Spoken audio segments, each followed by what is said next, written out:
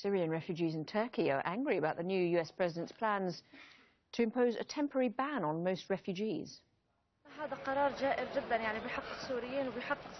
This decision is completely unjust. It's nonsense. It reflects the hatred they have against all nations. As a Syrian, I view this decision as very wrong. It is clear that this decision is an expression of hatred. It is the biggest proof that Trump is not worth this position. This is a sign of the burnout, the end of America. Where is all this supposed democracy and freedom in America? Is this how you practice democracy? They only have rhetoric. All these great countries have is rhetoric, nothing more. Religious leaders in the US have also denounced his plans to ban refugees. Joining us live from Washington, D.C. is Ibrahim Hooper. He's a communications director for the Council on American-Islamic Relations, a Muslim civil rights and advocacy group. Thank you very much for being with us.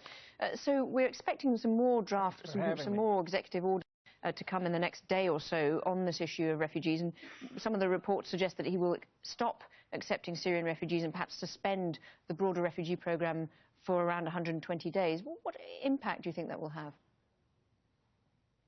Well, I think it'll have a very negative impact in terms of practicalities in making it harder for relatives of American Muslims to enter the country, to come for medical treatment, making it harder for immigrants and refugees fleeing violence and persecution. But it also sent a very negative message to the rest of the world that America is shut down, that it's no longer welcoming, the promise on the Statue of Liberty is no longer valid, that we're going to isolate ourselves from the world, just like we saw earlier with the wall with Mexico.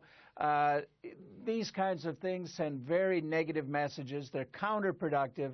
And I think President Trump is just pandering to kind of the lowest common denominator in our society, pandering to fear and to just this sense of American isolationism and growing Islamophobia. Yeah, I mean, how different, though, would it be, do you think? I mean, there weren't exactly huge numbers of refugees being admitted recently into the States from places like Syria. So, in a way, is it just more of the same?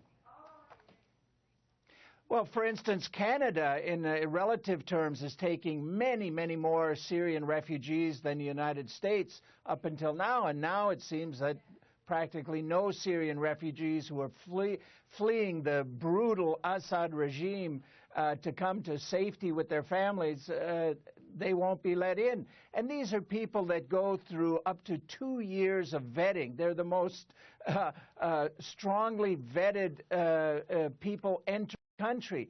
And to use them and to try and exploit them in this pandering to fear and bigotry, it's really unconscionable. Just briefly, well, there is one report, not yet confirmed, about the idea that he would direct the Secretaries of State and Defence to produce a plan for so-called safe areas for civilian refugees inside Syria. What do you make of that idea as a potential concept? I don't know. We've called for safe areas in Syria for some time. The Syrian people have more or less been abandoned to the brutal Assad regime and Hezbollah and Iranian militias and Russian bombers. So anything that would defend Syrian civilians, we'd back, but I've yet to see these kinds of things actually happen. Okay, Ibrahim Hooper, thank you very much indeed for talking to us.